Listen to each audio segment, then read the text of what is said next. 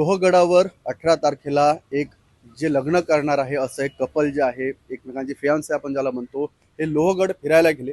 तर लोहगडावर फिरायला गेल्यानंतर काही वेळानंतर ती मुलगी जी आहे ती ओरडते की तिचा जो होणारा नवरा आहे तो सेल्फी घेताना पाय सटकला आणि कुठेतरी दरीत पडला म्हणून ती ओरडते. स्थानिक प्रशासन जे आहे, किल्ल्यावरचे लोक जे आहेत ते जमा होतात, पोलिसांना कळवतात, ईडी दाखल होते आणि त्याच्यानंतर तपास जो आहे तो पुढे सरकतो. नेमकं काय झालं आणि या सर्व प्रकरणामध्ये समोर येतं म्हणजे ती होणारी जी बायको आहे त्या मुलाची, तिनंच आपल्या नवऱ्याला म्हणजेच होणाऱ्या नवऱ्याला जे आहे ते त्या दरीमध्ये ढकलून दिलेला आहे. तो एक अपघात नसून घातपात तिनं जो तो त्याच्यासोबत केलाय.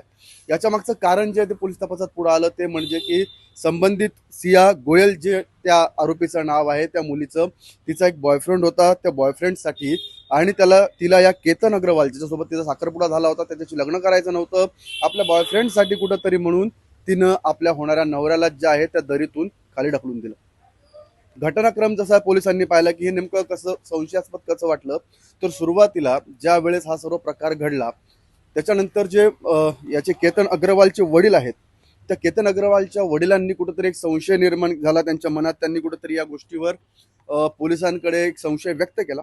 मग पोलिसांनी तपास आपला पुढं ज्यावेळेस फिरवला त्यावेळेस त्यांनी या मुलीचं काय आहे का, एक्स्ट्रा मॅरिटल अफेअर आहे का किंवा अफेअर आहे का वगैरे वगैरे या गोष्टींच्या तपास केला.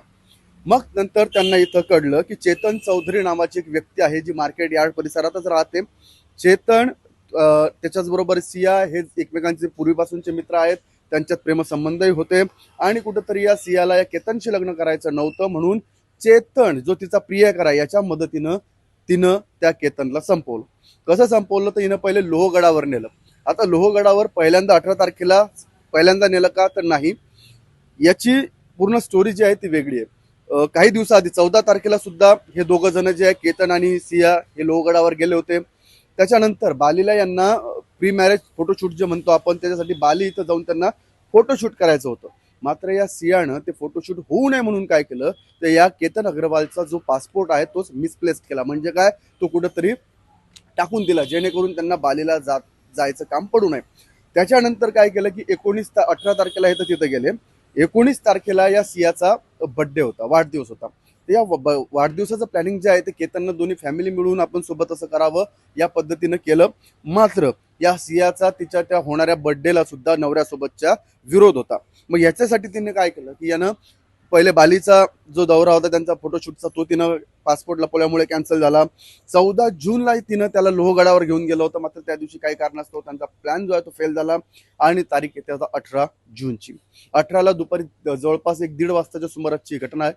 तो सेल्फी काढत असतो. आता चेतन चौधरीचं कसं आहे बघा, चेतन चौधरी इथं सियाचा बॉयफ्रेंड आहे आणि तो यांच्या आधी त्या लोहगडावर जाऊन बसला होता. सीसीटीव्ही फुटेजमध्ये जे आहेत पोलिसांच्या ते त्याच्यात दिसून आलं.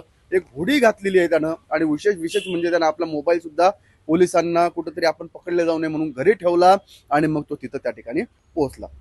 सियानं चेतनला आधीच सांगितलं होतं की तुला यायचं आहे आणि केतनला घेऊन ती तिथं गेली. फोटो काढायच्या बहाण्यानं काहीतरी त्यांना एका ठिकाणी कडेपर्यंत त्यांना आणलं. तिथे या तिघांमध्ये वाद झाल्याचं कळतंय आणि त्याच्यानंतर या चेतननी आणि या सियानं मिळून त्या केतनला तिथून धक्का मारला आणि तो त्या दरीत खाली जाऊन पडला आणि त्याचा मृत्यू झाला. त्याच्यानंतर या सियानं वगैरे सगळं जे आहे ते नाटक केलं की नाही तो पाय घसरून पडला वगैरे वगैरे. मात्र नंतर पोलिसांनी सीसीटीव्ही काढले आणि त्याच्यानंतर जे काही सर्व समोर आलं त्याच्यामध्ये हा चेतन आणि सिया हेच या सर्व प्रकरणाचे मुख्य सूत्रधार असल्याचं कळतंय. मग आता पोलिसांनी काय केलं, पोलिसांनी यांना ताब्यात घेतलेला आहे. अजून पुढचा तपास जो आहे तो पोलीस अधीक्षक संदीप गिल यांच्यासह त्यांची लोणावळ्याची जी टीम आहे ग्रामीण पोलिसांची ही करते. एक 4 ते 5 दिवसामध्ये या प्रकरणातले अजून मोठे खुलासे येणार आहेत. मात्र सिया 20 वर्षांची मुलगी, 22 वर्षांचा तिचा होणारा केतन अग्रवाल हा नवरा, याचा तिनं खून केला आपल्या प्रियकराच्या मदतीनं. विशेष म्हणजे हे तिन्ही फॅमिली जे आहे ते उच्चभ्रू आहेत, बिझनेस आहेत.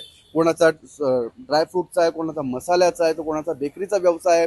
विशेष म्हणजे हे तिघही मुलं जे आहेत, जो मृत केतन आहे तो सुद्धा आपला एक व्यवसाय स्थायिक झालेला होता. ही 20 वर्षांची सिया ही सुद्धा बेकरीच्या व्यवसायामध्ये तिने आपले पाय रोवले होते आणि चेतन जो आहे त्याचाही ड्रायफ्रूट आणि याचा बिझनेस आहे मसाल्यांचा.